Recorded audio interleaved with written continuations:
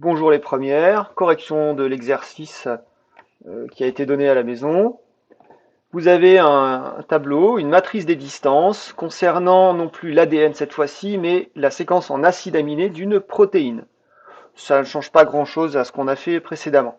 À partir de la matrice, on va regarder les comparaisons et on va mettre ensemble, pour commencer, les êtres vivants qui ont le plus de ressemblances, c'est-à-dire le chimpanzé et le bonobo.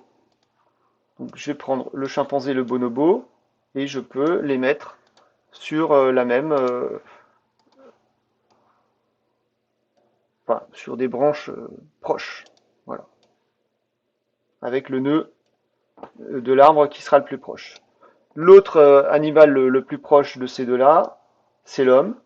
Donc je vais rajouter l'homme également.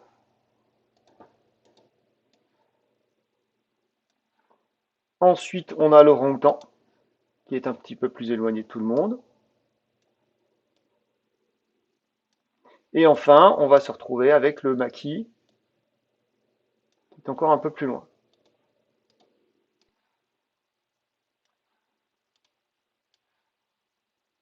Voilà, on a obtenu notre arbre.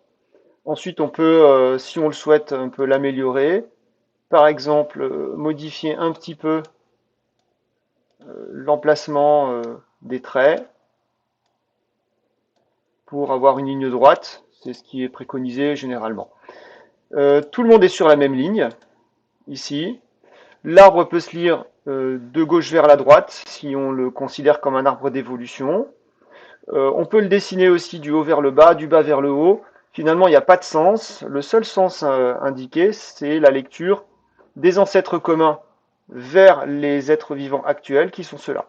On retrouve bien une parenté plus proche entre le bonobo et le chimpanzé, puis avec l'homme, puisque ce sont nos deux plus proches cousins, et un peu plus loin l'orang-outan, et encore beaucoup plus loin, le singe maquis. Merci de votre attention.